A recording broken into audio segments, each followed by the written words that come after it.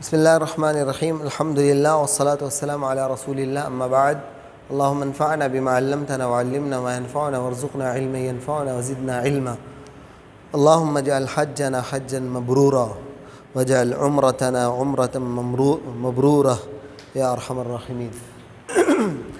اب ہم اس درس کے اندر حج کے طریقے سے بات کریں گے، حج سے متعلق جو باتیں ہیں، عمرہ سے متعلق ساری باتیں آ گئی ہیں۔ اب حج کی 3 اقسام ہیں۔ سب سے پہلے ایک قسم جان لیں، یا قسم میں تمتع پہلی قسم، دوسرا قران، تیسرا افراد۔ یہ حج کی 3 قسمیں ہوتی ہیں۔ اللہ کے رسول صلی اللہ علیہ وسلم نے قران کیا، رسول اللہ صلی اللہ علیہ وسلم نے جو حج کیا ہے قران ہے۔ آپ نے صحابہ کو جس حج کو کروایا، اکثر صحابہ نے جو حج کیا وہ تمتع، اور بعض صحابہ نے افراد بھی کیا۔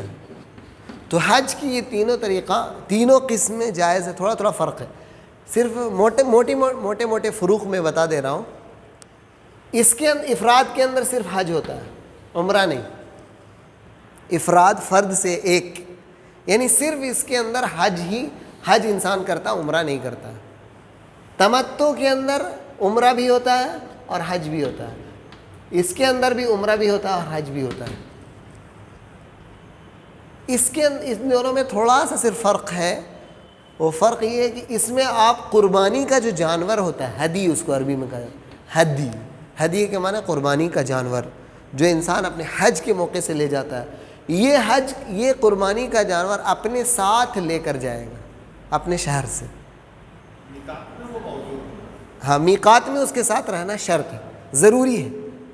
یہ بہت مشکل کام ہے آج کے زمانے میں، یا بعض ملکوں کے لیے صحیح ہوگا، جو لوگ سعودی عرب کے اطراف میں رہتے ہیں ان لوگوں کے لیے صحیح ہوگا، اور جو اپنے کار وغیرہ سے جا کر حج کرتے ہیں ان لوگوں کے لیے آسانی ہوگی۔ لیکن جو لوگ فلائٹ سے آتے ہیں اور دوسرے ملکوں سے آتے ہیں، بسوں سے آتے ہیں، ان کے لیے بہت ہی مشکل ہے۔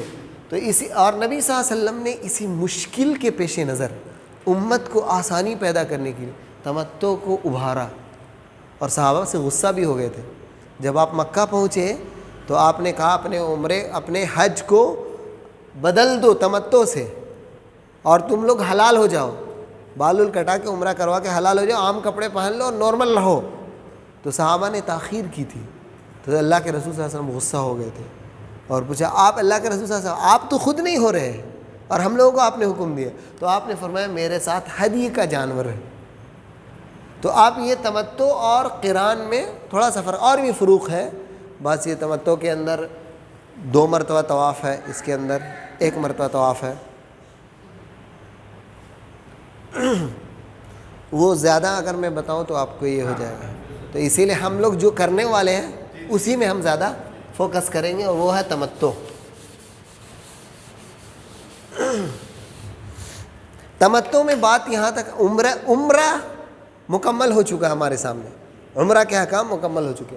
اب ہم لوگ جتنا دن ہم کو وقت مل رہا ہے مکہ کے اندر، اتنا دن آپ مکے میں آرام سے نارمل طور سے خانہ کعبہ میں جا کر نماز پڑھیں، اور انسان کی کوشش ہونی چاہیے کہ 5 وقت خانہ کعبہ میں نماز پڑھیں۔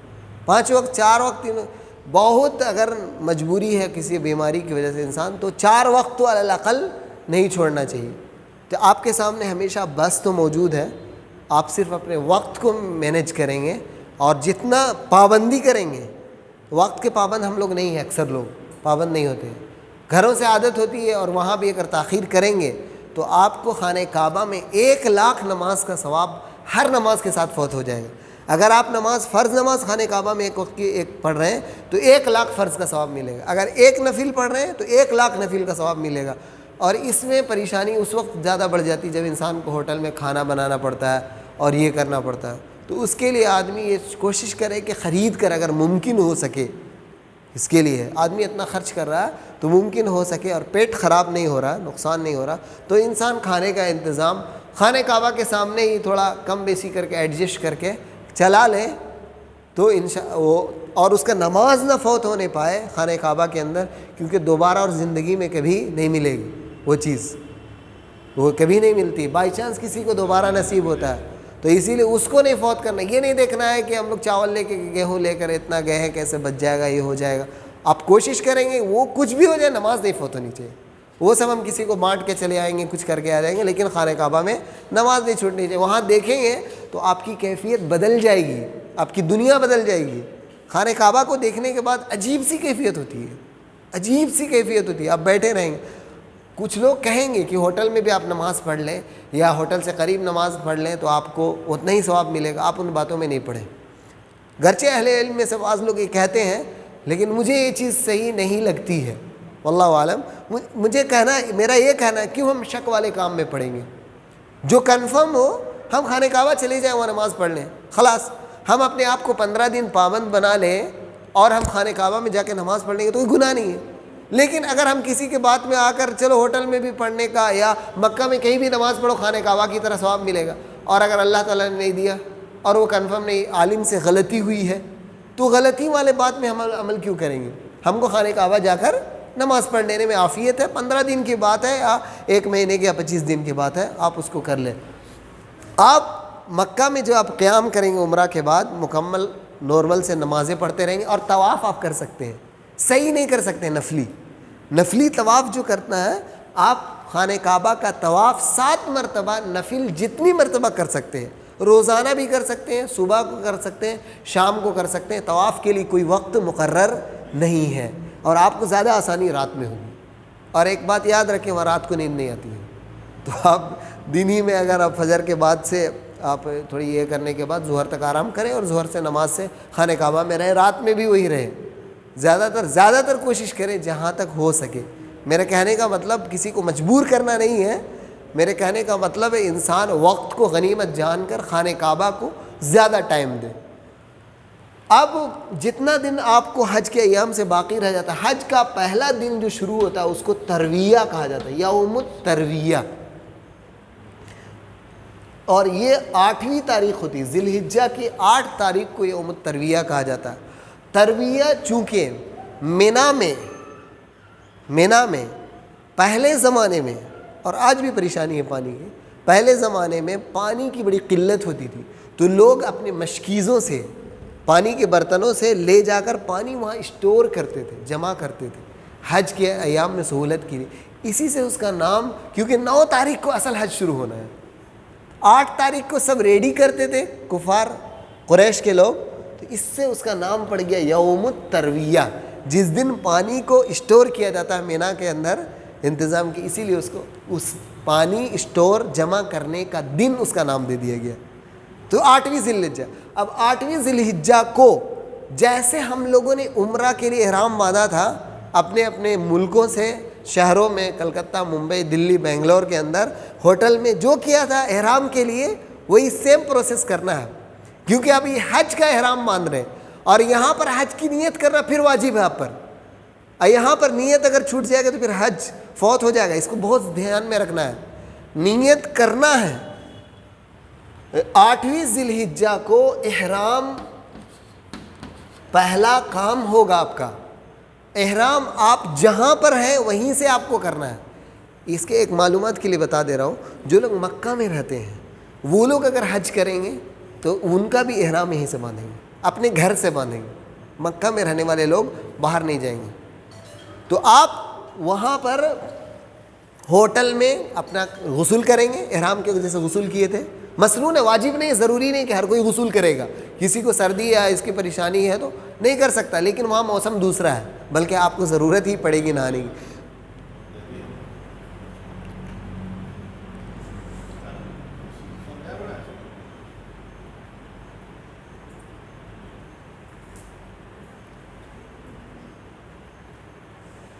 تب آپ پہلا کام غسل کر لیں گے احرام باندھتے وقت. خوشبو لگانے کی جو بات بتایا مردوں کے لیے، وہ کیا کریں گے؟ اپنے کپڑے، احرام کے کپڑے میں نہیں، جس میں آپ مل لیں گے.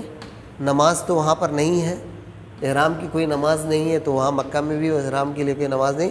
اب آپ ہوٹل ہی سے آپ احرام کا کپڑا پہن لیے، اور اب پہن لینے کے بعد جو بھی ہے، اور عورتوں کے دوسرے کپڑے میں اگر نارمل کپڑا جو پہن رہی تھی اگر اس میں خوشبو استعمال ہو گیا ہے تو اس کپڑے کو وہ ترک کر دے گی، اس کو دھلنے کے بعد یا صاف کپڑا اس کو پہنے گی جس کے اندر خوشبو وغیرہ نہ ہو.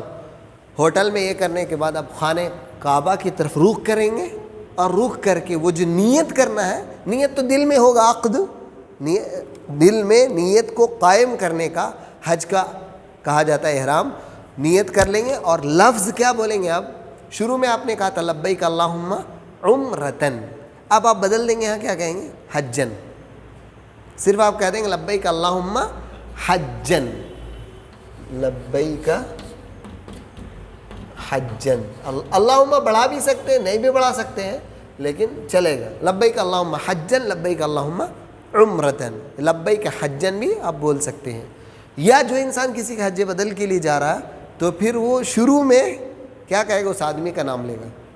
جس آدمی کے لیے حج بدل کر رہا، لبیک اللہم عمرتن عن فلان، لبیک اللہم عمرتن عن فلان، حجن عن فلان، ایسے کر کے اس کو کرنا، وہ اس کا نام لینا وہاں پر ضروری ہو جائے گا. تو اس طرح سے آپ دوبارہ احرام کر لیے، آپ نے احرام کے الفاظ بولے اور نیت تو دل میں آپ نے رکھی، اور پھر تلبیہ آپ کو شروع کرنا ہے. 8ویں ذی الحجہ کو تلبیہ آپ شروع کر دیں گے، لبیک اللہم لبیک، لبیک لا شریک لک لبیک، ان الحمد والنعمت لک والملک لا شریک لک. یہ تلبیہ آپ کو پڑھتے ہی ہونا نا.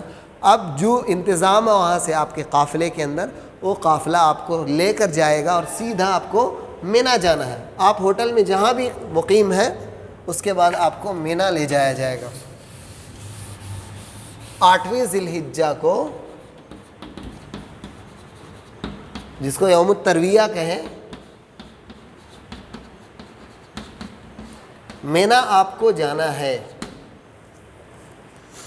مینا کب جانا ہے؟ مسنون طریقہ سورج طلوع ہونے کے بعد نکلنا ہے، اور آپ کو ظہر سے پہلے تک پہنچنا ہے. یعنی ظہر کی نماز میں آپ ظہر وہاں پڑھیں گے. ہاں، مینا میں ظہر، عصر، مغرب، عشاء، فجر، یہ 5 نمازیں جو آپ کو مینا میں پڑھنی ہے 8ویں ذی الحجہ کو. اب آپ لوگ جس قافلے کے ساتھ جائیں گے وہ الگ الگ طریقے سے ہو سکتا ہے. بعض لوگوں نے یہ بھی کہا 7 ذی الحجہ کو مینا میں لے جاتے ہیں، لیکن یہ تکلیف کی تھوڑی چیز ہے. مینا میں آپ کو تھوڑی تکلیف ہوگی کیونکہ بہت گرمی ہوتی ہے اور خیمہ لگا ہوا ہوتا ہے. اے سی کے باوجود آپ کو گرمی لگے گی، پانی بالکل گرم ہوگا، لیکن اللہ کے لیے آپ جا رہے ہیں، ان کو اس کی قربانی کے لیے آپ تیار رہیں، اللہ سے دعا بھی کریں. تو آپ مینا 8ویں ذی الحجہ کو آپ کو لے جایا جائے گا. ظہر سے پہلے پہلے آپ پہنچ جائیں گے تو ظہر کی نماز وہاں پڑھنی ہے، اس کے وقت میں قصر کے ساتھ، وقت میں پڑھنا ہے قصر کے ساتھ، یعنی 2 رکعت. عصر کو اس کے وقت میں قصر کے ساتھ، مغرب کو قصر تو نہیں ہوگا، عشاء کو قصر کریں گے، اور فجر میں بھی قصر نہیں ہوگا، وہ 2 ہی رکعت ہے. تو اس طرح سے اس کے تمام اوقات میں آپ کو صرف نماز پڑھنا ہے. اور اس کے علاوہ باقی آپ کا عمل کیا رہے گا؟ تلبیہ، تکبیر، تحلیل، لا الہ الا اللہ، اللہ اکبر، الحمدللہ. اور تلبیہ کثرت سے خوب پڑھنا ہے. جتنا آپ تلبیہ پڑھیں گے، جہاں جہاں پڑھیں گے، آپ کے قریب میں جو بھی چیزیں ہیں، پتھر ہیں، آپ درخت ہیں، جو بھی چیزیں ہیں، راستے ہیں، وہ سب آپ کے ساتھ تلبیہ پڑھتے ہیں، وہ سب آپ کے لیے قیامت کے دن گواہی دیں. تو زیادہ سے زیادہ تلبیہ آپ کو پڑھنا ہے مینا میں. مینا اگر کسی کا، اس کو کہتے ہیں مینا میں وقوف 8ویں ذی الحجہ، اگر کسی کا فوت ہو جاتا ہے اس کا حج میں کوئی فرق نہیں پڑے گا، اس کے حج میں کوئی فرق نہیں پڑے گا. یہ چیز مسنون ہے، سنت ہے، اور لیکن جان بوجھ کر نہیں چھوڑنا چاہیے. خاص طور سے آپ گئے ہیں حج کے لیے تو اللہ تعالیٰ سنت کے مطابق نبی صلی اللہ علیہ وسلم نے قیام کیا، آپ گئے، آپ صلی اللہ علیہ وسلم نے ظہر، عصر، مغرب، عشاء اور فجر کی نماز پڑھی، آپ بھی پڑھیں گے. اور دوسرا دن، یعنی فجر کی نماز پڑھے تو دوسرا دن ہو گیا. فجر کی نماز کے اب 9ویں ذی الحجہ میں آپ آ جائیں، ذی الحجہ کی 9 تاریخ آپ کے پاس ہو گیا. آپ مینا سے کب کریں گے؟ پھر مینا سے اب روانگی کرنا ہے آپ کو، کدھر جانا ہے؟ عرفات کی طرف جانا ہے۔ 9 ذی الحجہ کو مینا سے عرفات آپ کو نکلنا ہے۔ فجر کی نماز آپ کہاں پڑھے ہیں؟ مینا میں خیمے میں پڑھے ہیں۔ فجر کی نماز کے ذکر اذکار سورج طلوع ہونے کے بعد، ہو جانے کے بعد آپ کو یہاں سے نکلنا۔ سورج طلوع ہونے سے پہلے نکلنا صحیح نہیں ہے، سورج طلوع ہونے کے بعد ہی جانا ہے۔ یہاں سے بھی آپ کو ایسے ہی لے جایا جائے گا، اور جانے کے بعد آپ عرفہ کے میدان اور درمیان میں تلبیہ خوب، وہاں سے عرفہ دور ہے، تقریباً 8-10 کلومیٹر ہوں گے۔ مینا سے عرفہ آپ جائیں گے تلبیہ پڑھتے ہوئے، اور عرفہ کے میدان میں حقیقت میں داخل پہاڑی علاقہ ہے، وہ چھوٹے چھوٹے پہاڑ ہے، اور کہا جاتا ہے میدان کیونکہ ہموار زمین بھی وہاں پر ہے، اور چھوٹے چھوٹے پیڑ بھی بہت سارے ہیں وہاں پر آپ کو ملیں گے۔ تو عرفہ ظہر کے وقت انسان کو داخل ہونا چاہیے، نکلیں گے طلوع شمس کے بعد، لیکن وہاں پر انٹری اصل کرنا چاہیے، مسنون ہے، یہ واجب نہیں۔ پہلے انٹری کر لیے تو گناہ نہیں ہوا، لیکن جو حدود عرفہ ہے، عرفہ کا جو علاقہ شروع ہوتا ہے اس کے اندر انسان کو ظہر یعنی زوال شمس، سورج پچھم کی طرف چلا جاتا ہے غروب ہونے کے لیے اس طرف، اور جہاں سے ظہر کا وقت شروع ہوتا ہے اس وقت انسان کو عرفہ میں داخل ہونا چاہیے، کیونکہ اللہ کے رسول صلی اللہ علیہ وسلم جب گئے حج میں تو آپ نے ایک جگہ ہے عرفہ سے پہلے نمیرہ، اور آج کل وہاں مسجد بنی ہوئی ہے، اس کو کہا جاتا ہے مسجد نمیرہ۔ تو مسجد نمیرہ میں نبی کے مقام پر آپ نے پڑاؤ ڈالا، اور مسجد نمیرہ عرفہ کے اندر نہیں ہے، بلکہ بعض نے یہ کہا کہ بعض حصہ عرفہ میں ہے اور بعض عرفہ سے باہر ہے، کچھ حصہ عرفہ۔ تو اللہ کے رسول صلی اللہ علیہ وسلم وہاں پر قیام کیا، اور وہیں پر آپ صلی اللہ علیہ وسلم نے خطبہ بھی دیا تھا۔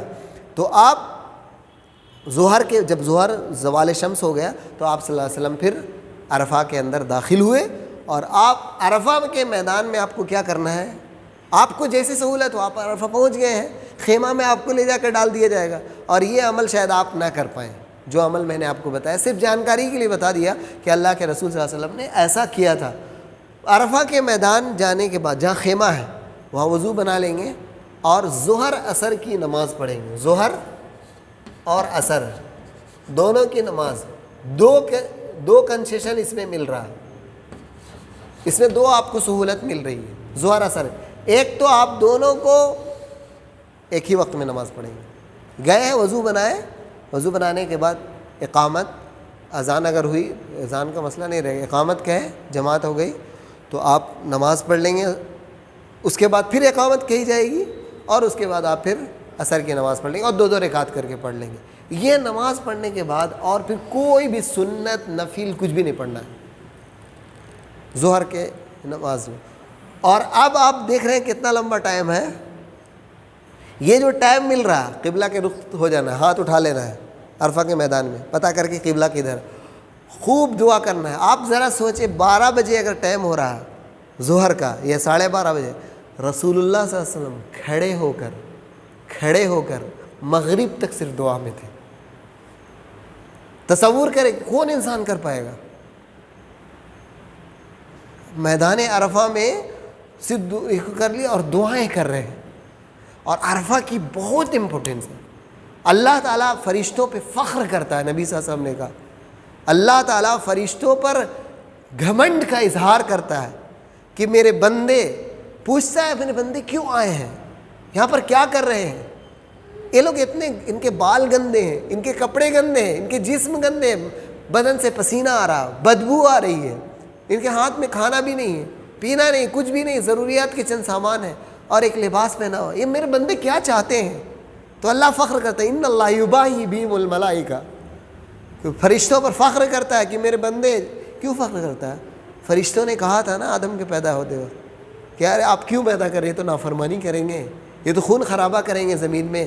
تو اللہ تعالیٰ وہ ثابت کرنا چاہتا، دیکھو میں جو جانتا تھا تم نہیں جانتے، اس میں سے کچھ بندے ایسے ہوں گے جو میرے نیک بندے ہوں گے۔ تو عرفہ کے میدان میں اللہ تعالیٰ بہت کثرت سے انسانوں کو جہنم سے آزاد کرتا ہے، تو اس آزادی کے لیے وہاں پر دعا کرنا ہے کہ اللہ تعالیٰ اپنے آپ کو، اولاد کو، اپنی نسلوں کو حفاظت کرے، دین کی، ایمان کی، جہنم سے بچائے، والدین کو بچائے، امت کو بچائے۔ جتنا آپ کا دل بڑا ہونا چاہیے دعا میں، انسان دینے میں لینے میں بسا اوقات چھوٹا ہو جاتا ہے دل، لیکن دعا کرنے میں انسان کے دل نہیں چھوٹا ہونا چاہیے کبھی بھی۔ اپنے آپ کو اچھے جو آپ کے پسندیدہ انہیں بھی معاف کرنا چاہیے، جو آپ کو نفرت ان کو بھی معاف کر دینا چاہیے. یہ نہیں کیونکہ آپ بڑکپن کا اظہار کریں یہ سوچتے ہوئے کہ اگر ہم ان کو آج ہم ان سے ناراض ہیں، ہم معاف نہیں کر رہے تو ہو سکتا ہے اللہ مجھ سے ناراض ہو، اللہ تعالیٰ مجھے نہیں معاف کرے گا. تو وہاں پر کثرت سے آپ کو دعا کر دینی ہے، اور دعا کرتے ہوئے غروب شمس تک. دیکھیے عرفہ کے میدان میں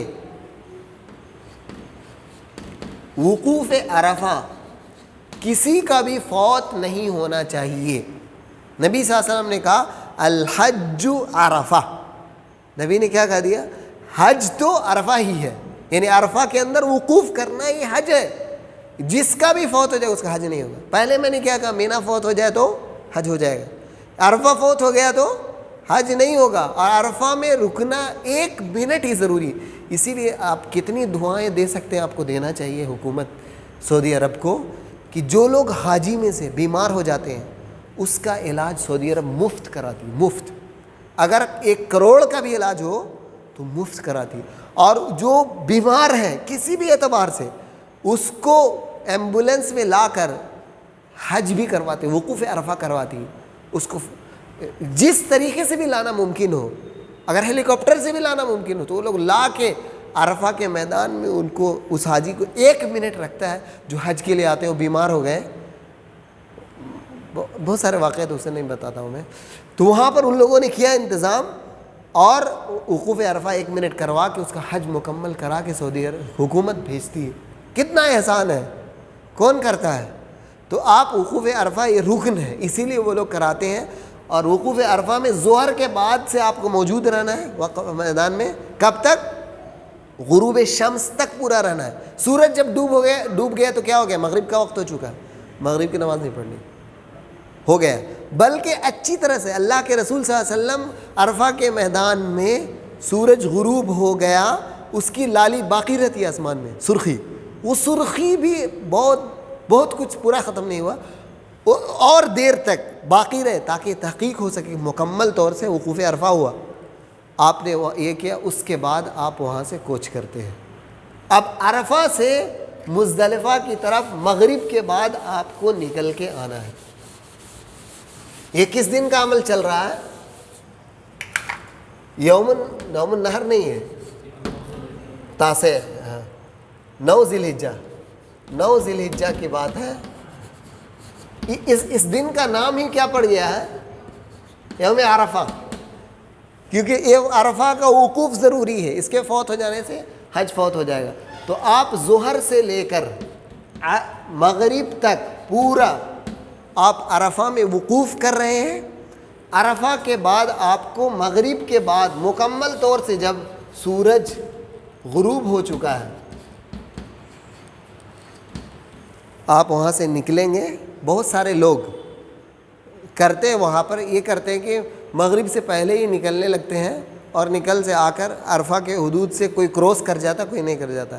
اب ہم لوگ تو، آپ لوگ تو انشاءاللہ ٹریول میں ہوں گے تو وہ لوگ شاید ایسا نہ کرتے ہوں، تو اس کا خیال رکھنا ہے. بارڈر ہر جگہ حکومت نے لکھ دیا، یہ وقوف عرفہ، حدود عرفہ ہے، عرفہ کا یہ بارڈر ہے، اس سے نہیں نکلنا ہے. مغرب سے پہلے اگر آپ نکل جائیں گے تو پھر آپ پہ جرمانہ ہو جائے گا.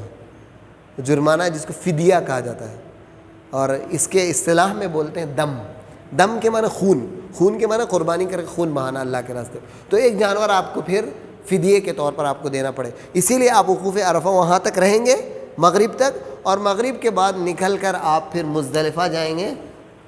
عرفہ سے مزدلفہ آپ کی روانگی ہوگی مغرب کے بعد.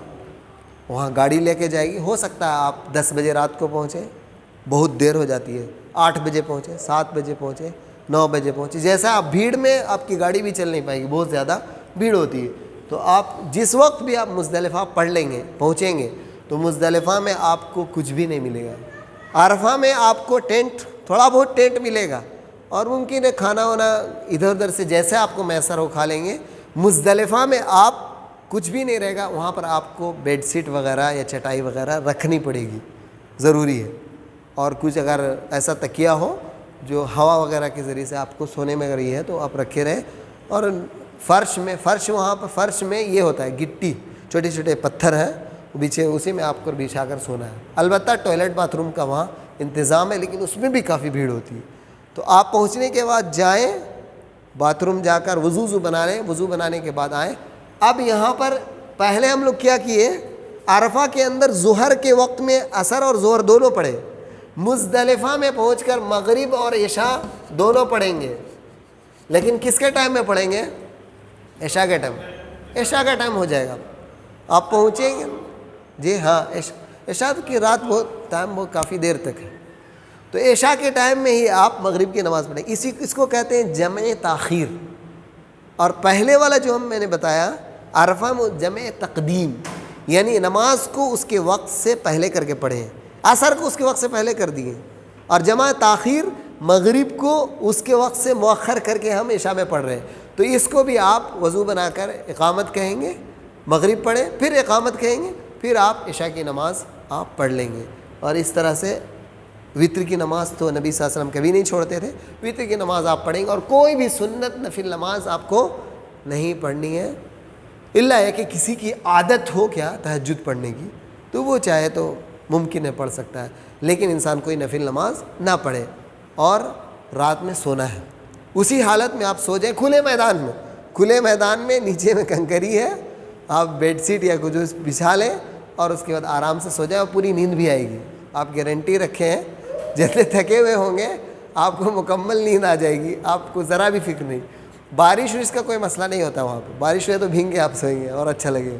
تو آپ وہاں پر مزدلفہ میں سو جائیں گے, رات تک فجر تک سونا ہے, فجر کی نماز میں اٹھنا. ایک بات میں یہاں پر اضافہ کر دے رہا ہوں, جو لوگ بیمار ہیں, بیماری کی حالت میں جا رہے ہیں, یا اللہ نہ کرے کہ کوئی بیمار ہو, کوئی بیمار ہو جاتے ہیں اور اس کے ساتھ کوئی شخص ہے جو اس کو بیمار کی عیادت کر رہا ہے, تو وہ مزدلفہ کے میدان میں, مزدلفہ جب وہ ہے تو مزدلفہ میں آدھی رات کے بعد وہ مینا جا سکتا ہے.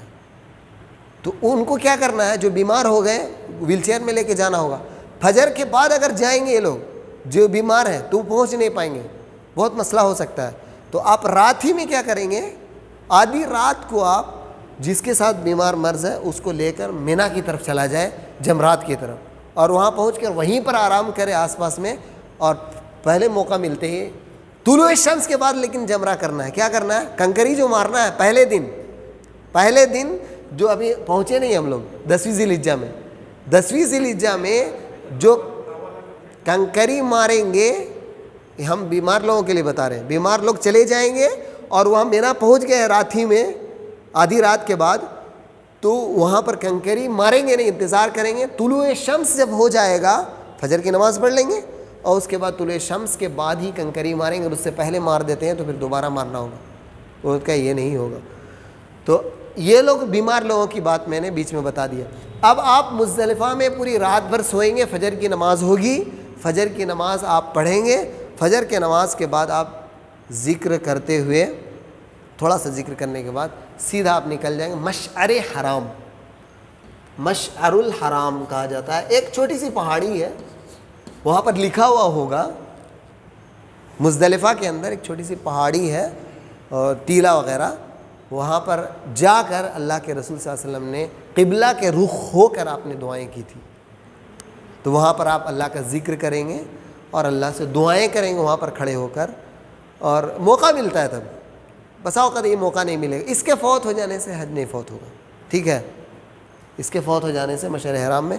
اور یہاں سے پھر اس کے بعد دعا کرنے کے بعد طلوع شمس سے پہلے یہاں سے کچھ کریں گے, یہ بھولیے گا نہیں ذرا.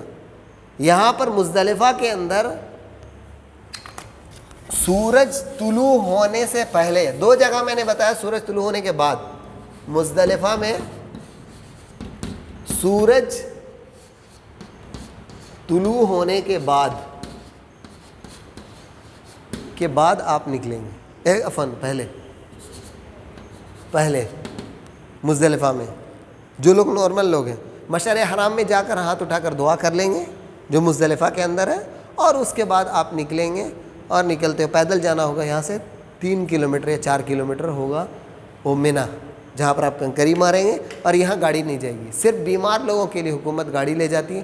البتہ عرفہ سے مزدلفہ آئیں گے تو گاڑی میں آپ کو لے آئیں گے وہ لوگ. لیکن یہاں سے آپ کو پیدل ہی جانا پڑے گا، اور یہ منظر ایسا ہوتا ہے کہ آپ ڈر جائیں گے. آپ کو صرف قیامت اگر کہا جائے دنیا میں آپ کو قیامت دیکھنی ہے تو واللہ اس کے علاوہ آپ کو قیامت سب بھول جائیں گے. آپ صرف آپ کو سفید لباس میں حاجی نظر آ رہا ہو، کالا سر دکھ رہا ہوگا اس کا، اور سفید لباس نظر آ رہا ہوگا، اور چوڑی چوڑی سڑکیں بنائی گئی، اور پورا جہاں تک آپ دیکھیں گے انسان ہی انسان نظر آ رہے ہیں. اور انسان کو تلبیہ پڑھتے رہیں گے، دعا کرتے رہیں گے اللہ سے، اور حج کی قبولیت کیے کر. اب یہاں جاتے ہوئے اب یہ کون سی تاریخ ہو گئی ہے؟ 10ویں تاریخ ہو گئی ہے، 10ویں ذی الحجہ ہے، اور اسے یوم النحر کہا جاتا ہے. نہر کے معنی قربانی کرنا ہے. نہر کا اصل معنی ہوتا ہے اونٹ کو قربان کرنے کو نہر کہا جاتا ہے. اونٹ کو کھڑا کر دیا جاتا ہے، اور ایک پیر کو ایسے باندھ دیا جاتا ہے، آگے والے سامنے والے پیر، 4 پیر ہے، ایسے اس کو رسی سے باندھ دیے، اور اس کے بعد سامنے آ کے اس کی گردن میں زور سے ایسے چاقو مارا جاتا ہے، اور جیسے مارے تو خون نیچے گرتا ہے بہت تیزی کے ساتھ، بہنے لگتا ہے، اور بہتے بہتے بہتے بہتے جب پورا نکل جاتا ہے تو خون اونٹ گر جاتا ہے.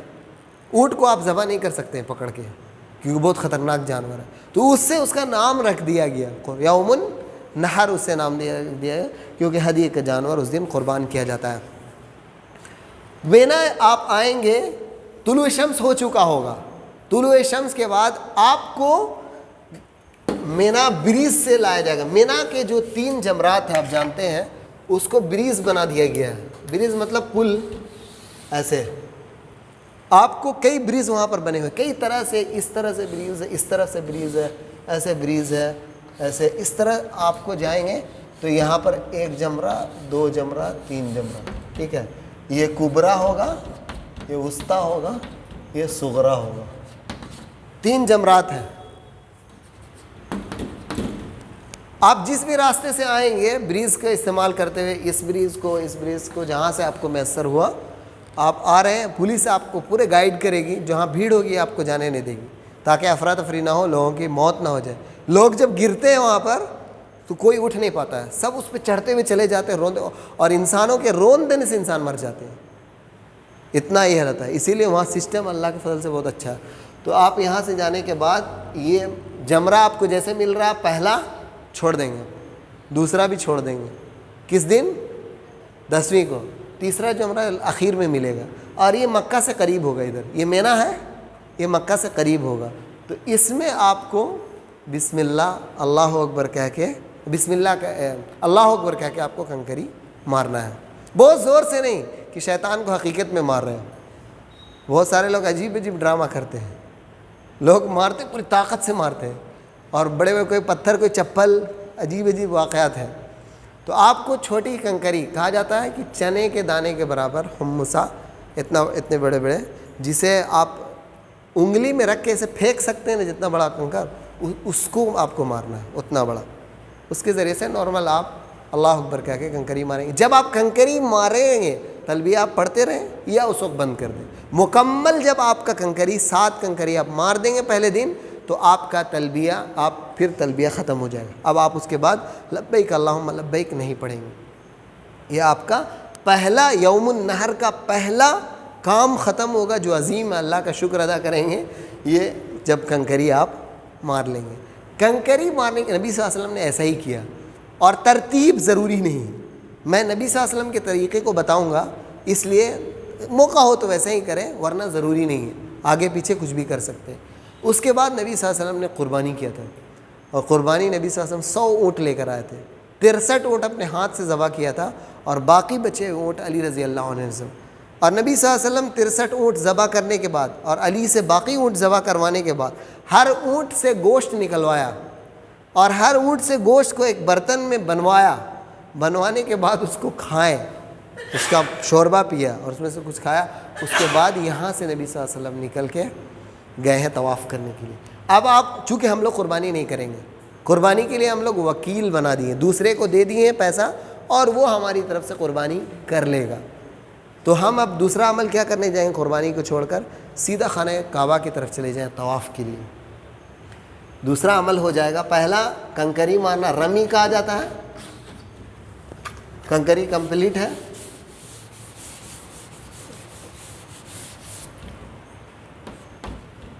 10वीं ज़िलहिज्जा यौमुन नहर। कंकरी हो गया, 7 कंकरी पहले दिन सिर्फ जमरा कुबरा को आप मार दिए। दूसरा अमल कुर्बानी था, कुर्बानी है हमारे ऊपर नहीं है, हम लोगों ने दूसरे को दे दिया है, इसको ख़त्म।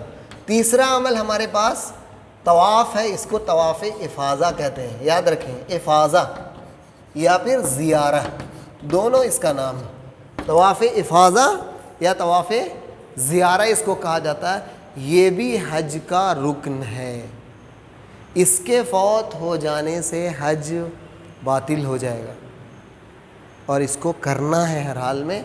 ये कुर्बानी के फ़ौत होने से हज बातिल नहीं होगा। आप रोज़ा रख लेंगे, 3 रोज़ा वहीं रखेंगे हज के अय्याम में और 7 रोज़ा घर में आके रख लेंगे, जिसको कुर्बानी मैसर नहीं हो पाया।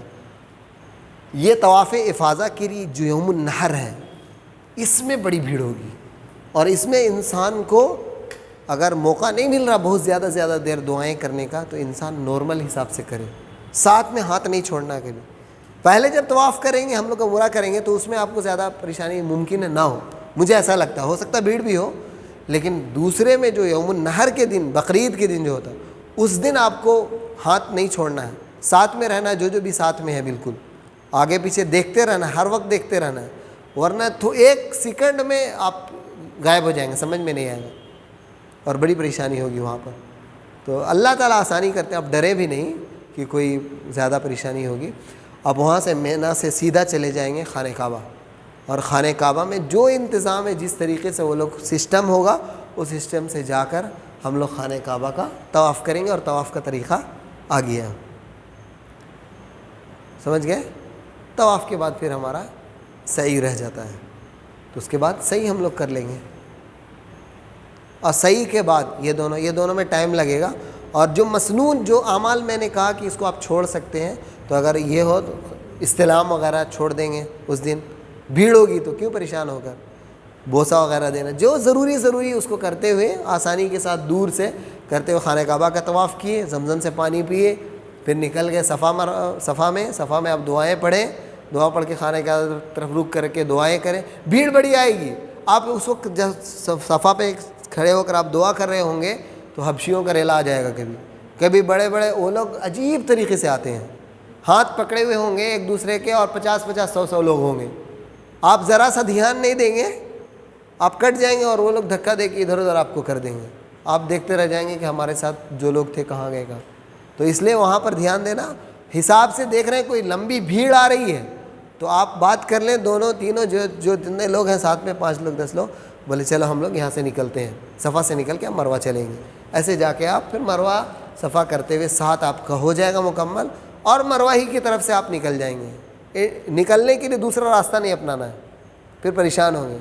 निकलेंगे वापस जाके वो फिर निकल सकते हैं, लेकिन जो प्रोसेस है, और निकलते वक्त बड़ा ध्यान देना है कि आदमी पहले ना निकले। पेशाब लगाया तो फिर वो सब मसला बाद में इंशाल्लाह बताऊँगा। तो वो आप निकल जाए मरवा से, और जाने के बाद उस दिन बहुत ज़्यादा भीड़ होगी तो आप सैलून में जाके करें, और नहीं तो जैसा होगा फिर देखा जाएगा। बाल उस दिन हलक करवा लें, अफजल है, लेकिन कोई आदमी बाल कटवाना भी चाहता है तो कटवा सकता है, यानी छोटे करा सकता है। इस तरह से आपके ऊपर सारे अमल से आप अब फारिग हो गए। अब मुकम्मल आपको फिर मीना फिर वापस जाना है, अब होटल नहीं जाना।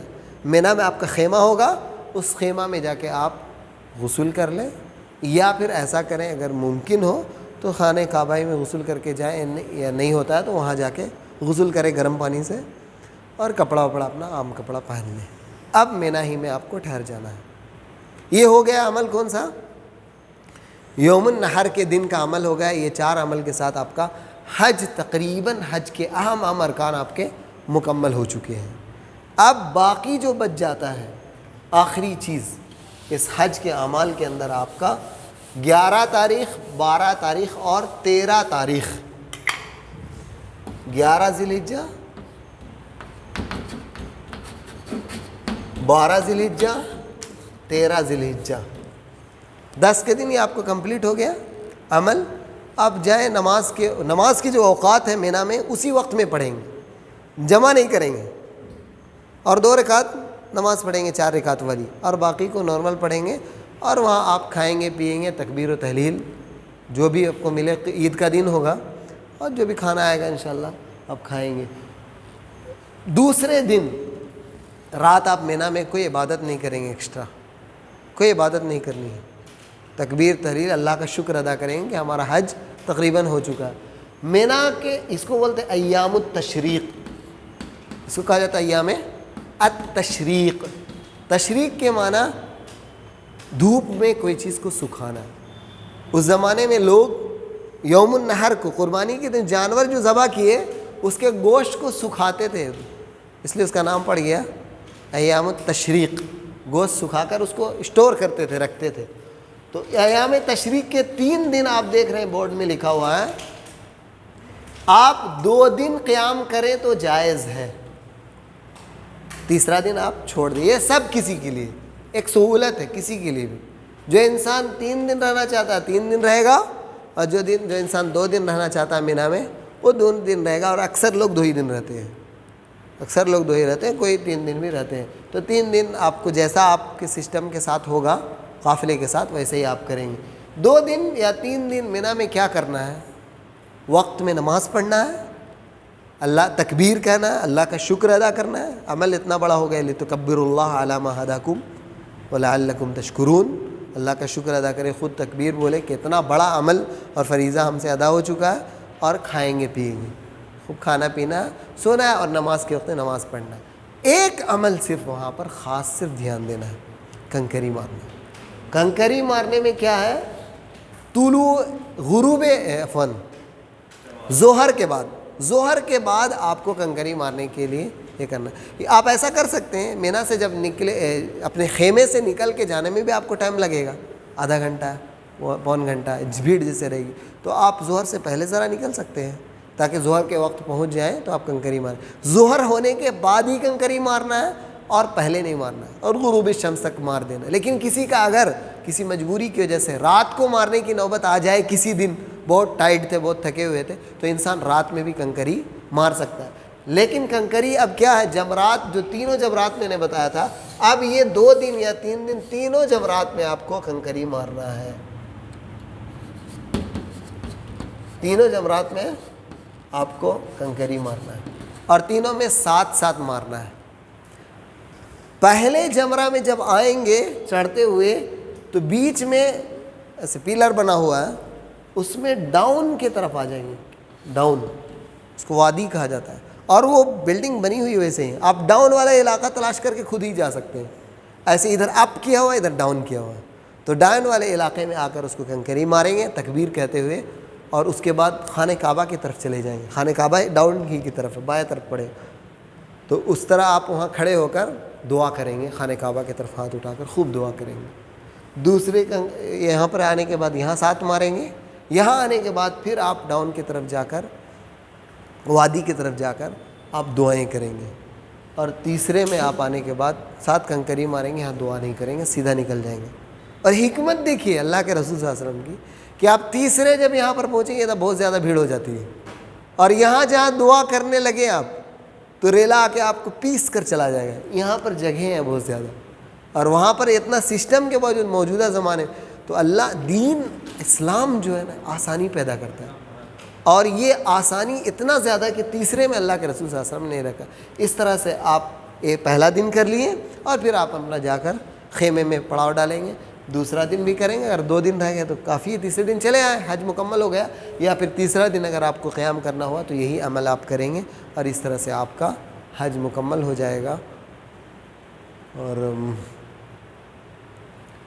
کسی مجبوری کی وجہ سے اگر کوئی انسان یہاں پر یہ نہیں کر پاتا ہے تو وہ پھر وہ کر جائے گا اور فدیہ دے گا۔ واللہ اعلم۔ سبحانک اللہم و بحمدک، اشہد ان لا الہ الا انت، استغفرک۔